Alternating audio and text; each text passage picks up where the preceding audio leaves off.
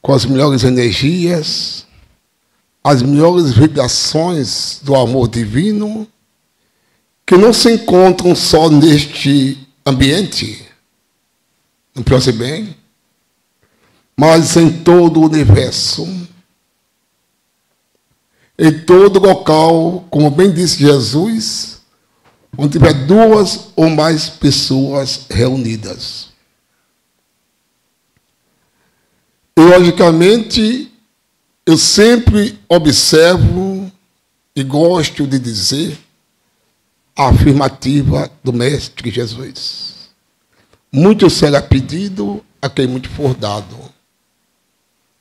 Então, a nossa conversa, a nossa reflexão, que na verdade nos dá uma responsabilidade muito maior quando nós vamos conversar sobre os ensinamentos de Jesus, as citações de Jesus, o Evangelho, o Novo Testamento, à luz da doutrina espírita. E é por isso que nós sempre gostamos de dizer que o Evangelho, segundo o Espiritismo, não é um Evangelho espírita. Lógico que não é.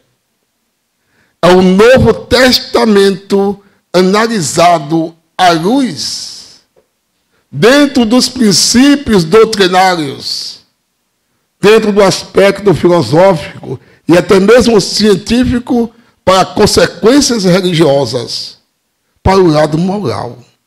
E é isto que, na verdade, o Evangelho, segundo o Espiritismo, nos traz. E nós, observando com tranquilidade, antes nós gostávamos de conversar assim nas instituições, apresentando o slide e tal, mas depois nós começamos a reanalisar e observamos que nós, questão de um roteiro, por causa da responsabilidade. E a nossa conversa, na tarde de hoje, gosto também de reforçar esse momento. É uma conversa de espírito para espíritos. É uma certeza de que nós temos companheiros aqui desencarnados, seu corpo somático, como nós aqui estamos, cada qual com a sua fisiologia, seu genótipo, com seu aspecto físico que nós estamos vendo uns aos outros. Mas é de espírito para espírito. Espírito necessitado que vai, logicamente, numa troca de ideias, de raciocínio, vamos analisar a mensagem bela de Jesus. E concluído aqui, que é no Novo Testamento, né, citação de João, no capítulo 8, versículo de 11, ele vai nos convidar e vai narrar essa passagem de Jesus. Como foi? Então, eu vou ler, pedir a nossa companheira para eu reler aqui com mais tranquilidade e vendo o seguinte. Vem no Evangelho. Porém, Jesus foi para o Monte das Oliveiras. Narra João. E pela manhã, cedo, voltou para o templo e todo o povo vinha ter com ele e, assentando-se, os ensinava. E os escribas e os fariseus trouxeram uma mulher apanhada em adultério. E, pondo-a no meio, disse-lhe, mestre, esta mulher foi apanhada no próprio ato, adulterando. E, na lei, nos mandou Moisés que as tais sejam apedrejadas. Tu, pois, que dizes? Isso diziam eles, tentando-o, para que tivesse de que o acusar. Mas Jesus, inclinando-se, escrevia com o dedo na terra. E, como insistisse, perguntou-lhe, endireitou-se e disse-lhes: aquele que dentre vós está sem pecado, seja o primeiro que atire a pedra contra ela. E, tornando a inclinar-se, escrevia na terra. Quando ouviram, saíram um a um, a começar pelos mais velhos até os últimos. Ficaram só Jesus e a mulher, que estava no meio. E, endireitando-se, Jesus, e não vendo ninguém mais do que a mulher, disse-lhe: mulher, onde estão aqueles teus acusadores? Ninguém te condenou? E ela disse: ninguém, Senhor. E disse Jesus: nem eu também te condeno. Vai-te e não peques mais. Alguns momentos que a gente refletir. Pela manhã. Amanhã a gente dorme. Quando se acorda, é um dia diferente. Essa manhã a gente começa, a gente não está naquele momento de agitação, não está tarde, não está noite, não. Nós estamos pela manhã, eita, eu vou fazer, estou uma boa, me acordei agora, estou tranquilo. Pela manhã. Ele volta para o templo, né, e começa a escrever, ensinando. Mas tem os escribas, os fariseus, que eram os doutores da lei, uns de uma maneira teórica, outras de uma maneira oral, sempre seguiam as leis de Moisés para acusar Jesus, porque Jesus trazia uma mensagem diferente. Jesus começava a dizer: visto que foi dito, eu porém vos digo. E Jesus, na verdade, começou a fazer as pessoas raciocinarem sobre a verdadeira lei de amor. Porque o que Jesus trouxe foi a lei de amor. E, na realidade, esses que pegaram aquela mulher, pondo-a no meio, olha só, não colocaram a mulher de lado. Pondo-a no meio. Nós, quando queremos acusar, a gente diz: olha, para você, essa aí do meio, pondo-a no meio, né? Disse que Moisés dizia que ela tinha que ser apedrejada. Aí faz uma pergunta: pois tu o que dizes? Se ele dissesse: não, vamos ter calma, não, vamos analisar tal.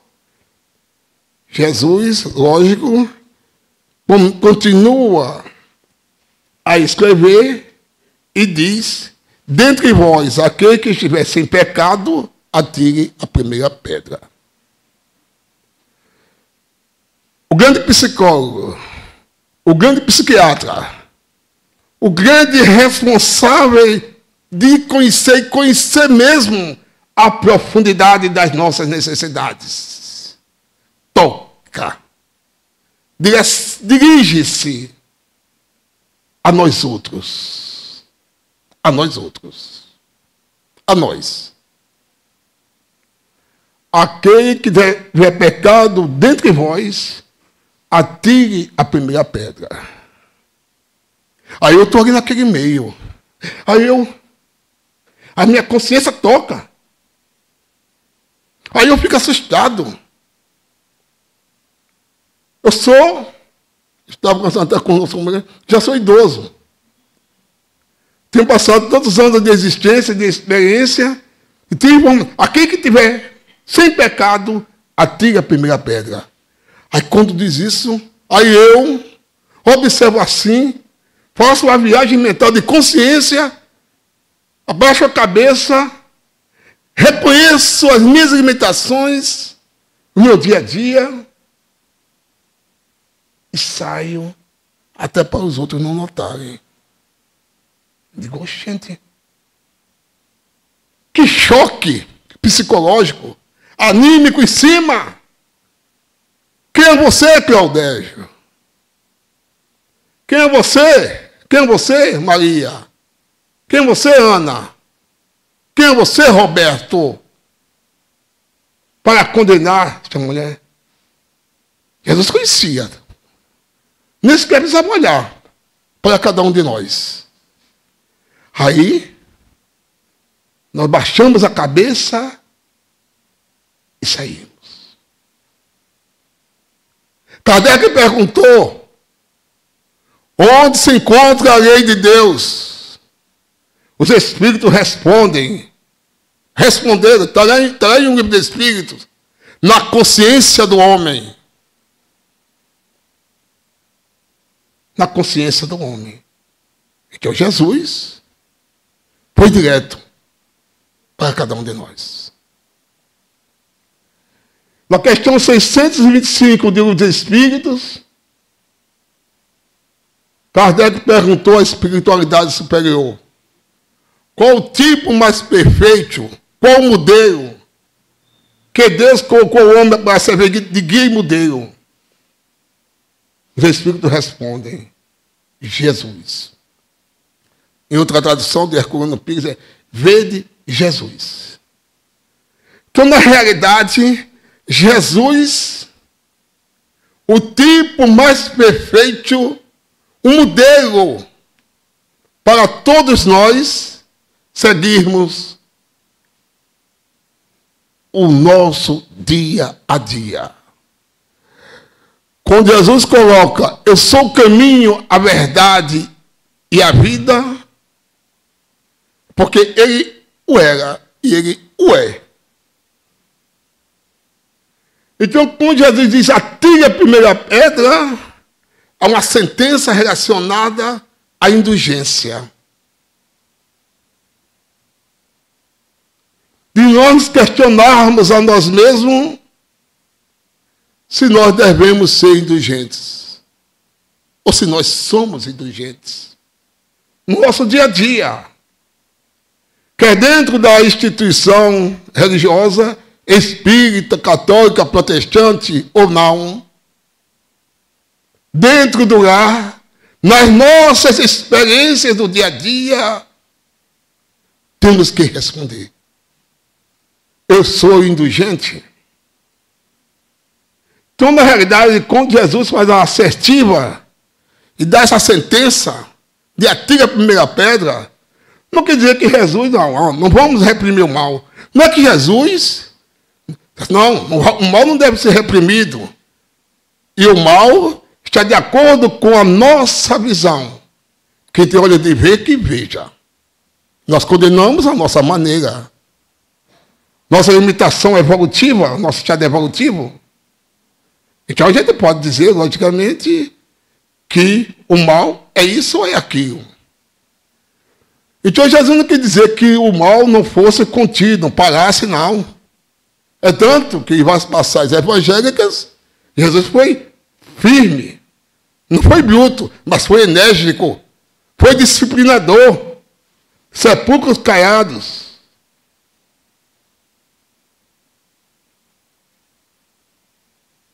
Porque me bate. E assim vai. Com firmeza.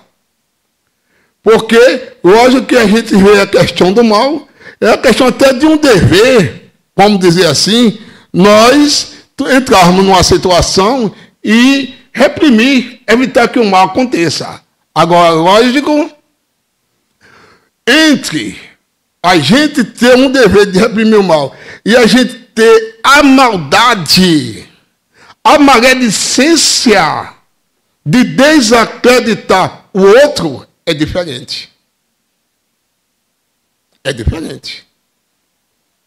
Quando você não tem, logicamente, aquela maldade, aquela maledicência, você não vai fazer desacreditar. Você vai fazer com que a pessoa acredite em si e procure ensinar com amor. No final dessa passagem, nós veremos isso com toda tranquilidade. A beleza da indulgência de Jesus. Mulher, cadê aqueles que te condenavam? Onde estão os Marcos, as Marias, os João, os Claudégio, tal, e assim vai? Onde estão eles? Não tem nenhum, Jesus. Aí observemos bem a posição de Jesus. Eu também não te condeno. Eu também não te condeno. Olha, Jesus, Espírito puro, participante da comunidade dos Espíritos puros, responsável por toda a questão de organização da Terra, do sistema solar. Ministro, vamos dizer assim, e quero dizer ministro com boas palavras, né? Ministro no bom sentido. Não sou ministro da Terra, não. Ministro de Deus, um dos ministros de Deus. Puro, guia e modelo. Eu também não te condeno. Vais e não tornes a pecar. A verdadeira força da indulgência, do amor. Porque o que nós temos e temos que repensar com muito cuidado é o que nós fazemos no nosso dia a dia. Então, nós temos que reconhecer que nós estamos numa aprendizagem evolutiva como espíritos que somos. Não importa o nosso status econômico, situação social, política, cultural.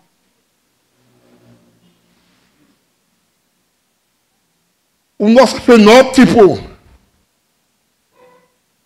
Não importa. Nós somos espíritos, logicamente, em aprendizagem evolutiva. E Jesus conhecia. Jesus, quando trabalhou com seus discípulos, com todos aqueles, conviveu com todos. Sabia, logicamente, que essas individualidades eram individualidades em aprendizagem. Isso nos mostra que todos nós, quando estamos passando por esse processo de aprendizagem, temos que ter a certeza que nós estamos aqui numa situação transitória. Uns que passam 50 anos, 40, outros que passam 5 anos, 3 anos, a mãe, os pais, com 3 anos já morreu, desencarnou. Programação, necessidade. Compromisso, todos nós temos. Não estamos aqui, logicamente, por brincadeira. Eu quero ser... Todos nós queremos ser felizes. Todos nós queremos a paz. Todos nós queremos uma tranquilidade íntima. Quem não quer? Mas estamos ocupando um corpo. Não é orgulho, não, é satisfação, sabe, Amenália? Esse corpo que eu ocupo, na próxima encarnação, eu quero ter esse mesmo corpo. Essa mesma oportunidade. Beleza! Nós temos um corpo físico, agradecermos a Deus pela oportunidade, pela misericórdia. Kardec perguntou à espiritualidade superior, em O Livro dos Espíritos, na questão 132, qual o objetivo da reencarnação? Ou seja, com que fim? Esse com que nós, espíritos, uma pequeníssima parte que se encontra aqui, uma pequeníssima parte que se encontra aqui agora, encarnado. Qual o objetivo? Para quê? Nós, eles, todos nós, reencarnam. Qual o objetivo? Melhoria do homem, melhoria da humanidade, evolução do espírito para o crescimento espiritual do dia a dia. Uns, logicamente, vêm como prova, outros como expiação, mas todos eles respondem à espiritualidade, com o objetivo de complementar, de fazer, logicamente, a lei de Deus. Nós somos cooperadores. E nós podemos construir o nosso dia a dia. Não existe por acaso, dentro do nosso lar, onde nós queremos jogar pedra na nossa esposa, nos nossos filhos, nas nossas noras. Eu tenho três noras. Que bom. 3 filhos, 4 netos. Eita! Mas isso quer dizer que aumenta as nossas responsabilidades. Porque nós temos compromissos reencarnatórios. Na erraticidade, nos informa a espiritualidade, que é o período transitório, onde nós estamos recebendo determinadas informações para as reencarnações. E nem todos reencarnam com facilidade, não. Estamos vendo aí o que está acontecendo. Muitas mulheres não estão querendo se casar, nem nada. Não, quero ter filho, só quero um, só quero dois, tal, e já vem. Está complicado. Minha mãe e meu pai me deram oportunidade. Mesmo que não tivesse sido através dele, tivesse sido adotado. Mas não é o caso. Quem deu a oportunidade me deu. Então, logicamente, na erraticidade, fazemos de acordo com o nosso estado evolutivo e de consciência. Não são todos os espíritos que participam de uma programação, de um planejamento reencarnatório. Mas a grande maioria, na questão da aprendizagem, começa a se organizar, começa a fazer pedido, e quando reencarna, quando chega aos 7 anos, que já desperta a questão da consciência, da individualidade, 8, 10, 15, 12 anos, 18 anos, 20 anos, 30 anos, porque eu estou assim, eu sou assim, porque eu nasci. Inclusive, muitos espíritas, com todo respeito, porque naquela dúvida, essa lei de causa e efeito, esse problema de dentro do lar, de perseguição, de cobrança. Na mensagem, não joguei isso foi lido, um companheiro nosso aqui, tá, né, a companheira nossa, escrita, ditado por um companheiro nosso, né, que fala justamente essa questão, não julgueis, mas nós, na verdade, temos compromissos, situações que nós falhamos em encarnações passadas. E na atual também. É por isso que os Espíritos colocam no Evangelho, e o livro dos Espíritos, com a maior profundidade possível, as causas atuais e anteriores das aflições, das dores. Aí nós nos achamos ótimos. Mas quem sou eu para sofrer assim? Quem sou eu? Você pode ter dinheiro, sua mansão, sua casa de chácara, seu carro, seu motorista, status profissional do melhor possível, conta que nem sequer precisa olhar o saldo, tudo isso, mas tudo é transitório. Tudo é transitório. O bem maior é o amor, é a vida. Então, na erraticidade, que a pessoa tem ideia de erraticidade, aos espíritos errantes. Não são espíritos que erraram, não. Claro que nós falhamos. Mas é local, em determinadas regiões, os espíritos são preparados. Mas por que eu não me lembro de determinadas situações? Misericórdia divina.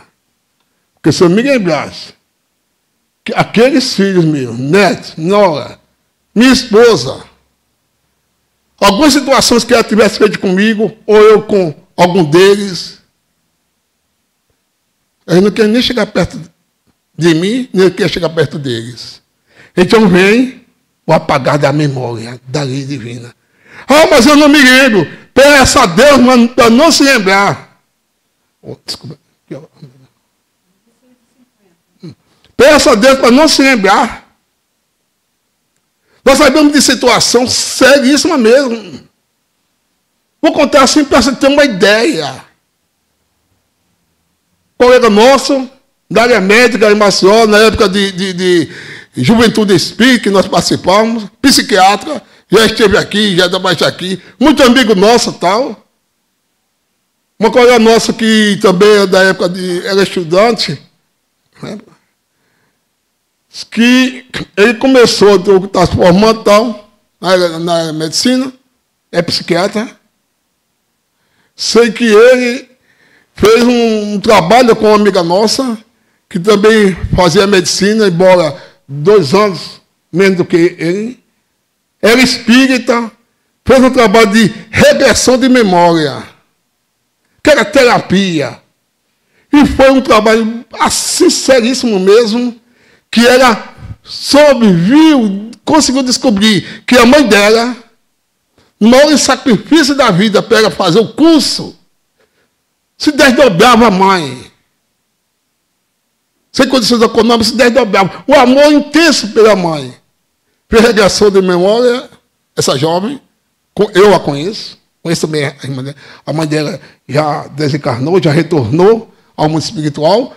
Então, era depois que descobriu que a mãe, em outra encarnação, em outra existência, durante uma viagem de trem, a jogou do carro e matou a filha. Matou essa jovem. Ela foi informada que a mãe atual, né, tinha jogado a trem com ódio e tal, jogando. E ela viu a cena. O que aconteceu? Ele sabe disso, nosso, que ela se tornou inimiga da mãe. Saiu de casa. Havia uma convivência muito grande. Havia uma convivência muito grande. São casos seríssimos. Porque nem todos nós estamos preparados para ver a realidade. Nós nos perdemos. E isso nos traz, logicamente, uma situação em que, de acordo com o livre-arbítrio, as nossas atitudes, nós teremos as consequências.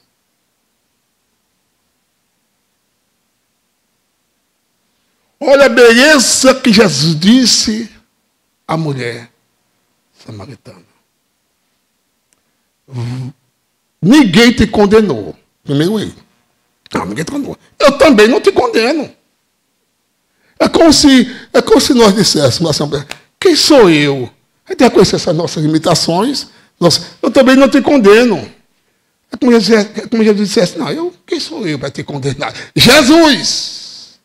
E nós condenamos continuadamente nossos companheiros.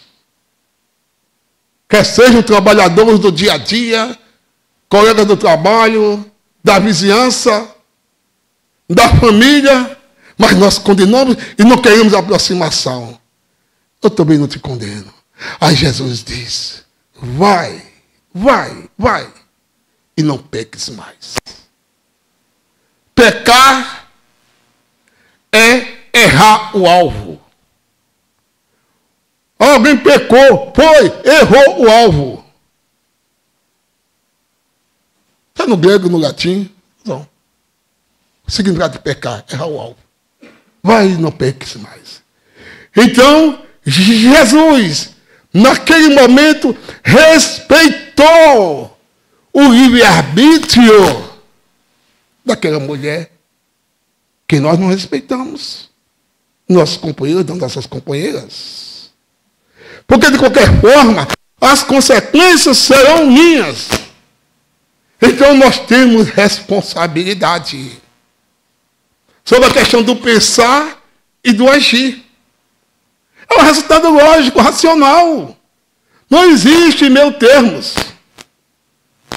se nós somos individualidades, espíritos pensantes, entre a questão de dizer o sim ou não, já tomamos essa consciência e já sabemos. Aí vem o que nós afirmamos anteriormente. Muito será pedido a quem muito for dado. A quem muito for dado.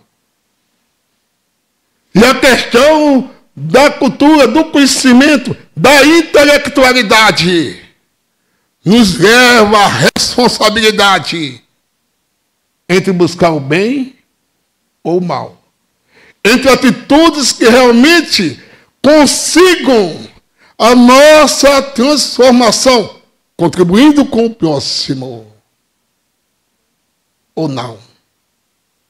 E aí, quando nossos companheiros da espiritualidade nos falam que a mente é o espelho da alma, Emmanuel, no livro Pensamento e Vida, nos fala de que nós pensamos, e neste pensar, logicamente, nós temos que analisar como estamos pensando.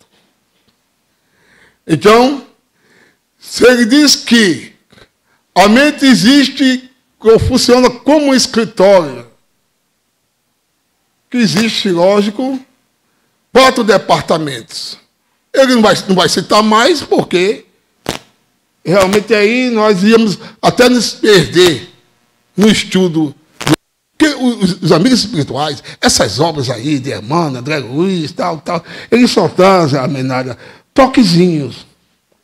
Porque se o toque mais alto, a gente se perde. A gente pega uma evolução em 2 mundos. Estudar. Como ele participa. A gente fica assim. Pessoa formada na área da ciência, da área médica, tudo. A gente fica com N interrogações. Um textozinho assim. Imagina se eles trouxessem. Acho que ele não informa nem 10%. Então, ele nos informa aqui. A mente, logicamente, pode-se colocar a questão como tem a questão no escritório. Que você encontra os departamentos da imaginação, da inteligência, dos desejos, da memória. Então, quando nós começamos a pensar sobre a questão do nosso estado mental e sobre a questão das nossas imaginações, o que é que nós estamos imaginando? Como é que estamos utilizando a nossa inteligência? Como é que nós estamos nos recordando das memórias das situações passadas? E quais são os nossos desejos? Aí Emmanuel coloca, mas acima desses 4 departamentos, do escritório da nossa mente, tem a direção geral, que é a vontade. A vontade. Ah, eu desejo. Será que desejamos mesmo? Ah, eu quero. Será que nós queremos mesmo? Quando nós buscamos, ó Mestre Jesus, seja feita a vossa vontade. Aí viemos da instituição, e não vamos falar exclusivamente espírita, qualquer uma com denominação religiosa, embora o espiritismo convida a religiosidade, porque não é religião tradicional, não tem dogma, não tem rituais, entendeu? Não tem dízimo, não tem nada, não tem os chefes. Então, a religiosidade que nós buscamos está dentro de nós mesmos. Então não basta simplesmente estarmos na casa espírita, no templo protestante, na igreja católica, estarmos em atividade, se nós não buscarmos realmente nos direcionar pela vontade de nos melhorarmos. Vai e não tornes a pecar. Vai e não peques mais. Não erre o alvo, acerta, enquanto tens a oportunidade de crescer.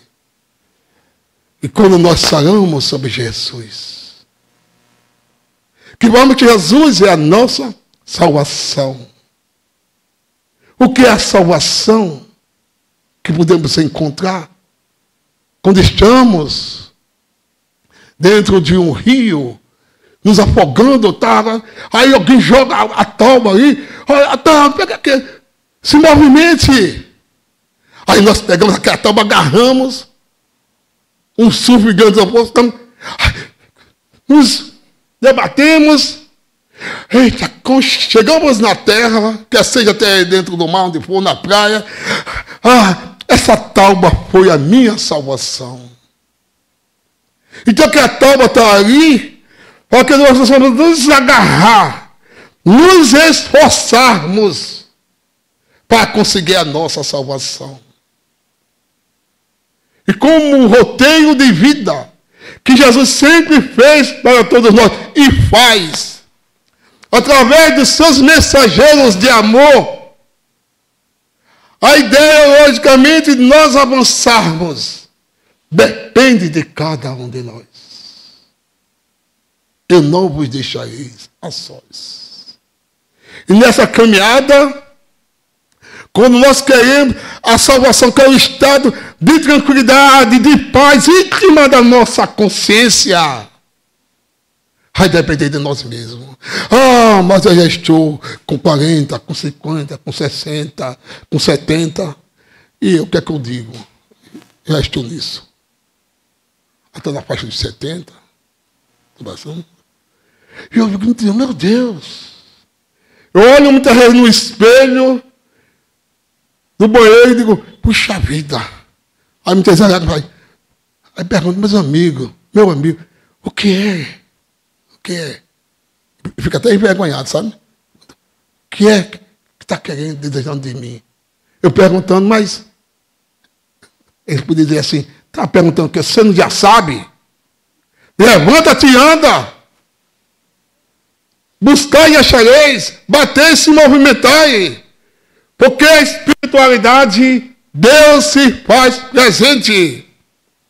Se nós queremos no sentido da caridade, a indulgência que Jesus deu, em termos da sentença, não atira a primeira pedra, foi indulgente.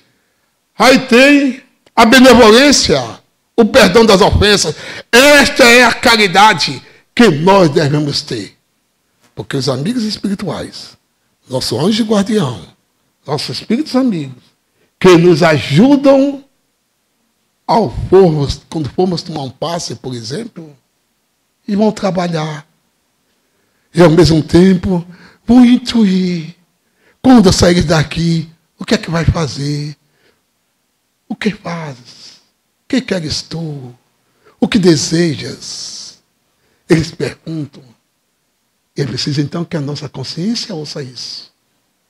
Porque vamos retornar aos nossos lares. Vamos retornar às atividades, de onde viemos. Mas vamos retornar com a certeza de que não devemos errar mais. E buscarmos o amor, porque o amor está dentro de nós. Nós somos pais, nós somos luz, nós somos potência divina. E vamos em frente. Porque Deus, os amigos espirituais, e estes companheiros que nos assistem, não só aqui, na hora do passe ou não, continuam conosco. Então a responsabilidade é nossa. Vamos, Claudégia. Vai, Claudégia. Luta. Busca o melhor. E alcançarás a paz que tanto desejas. E alcançando a paz espiritual, alcançarás a paz física, a paz do corpo, a saúde que todos nós desejamos. Deus conosco, hoje e sempre.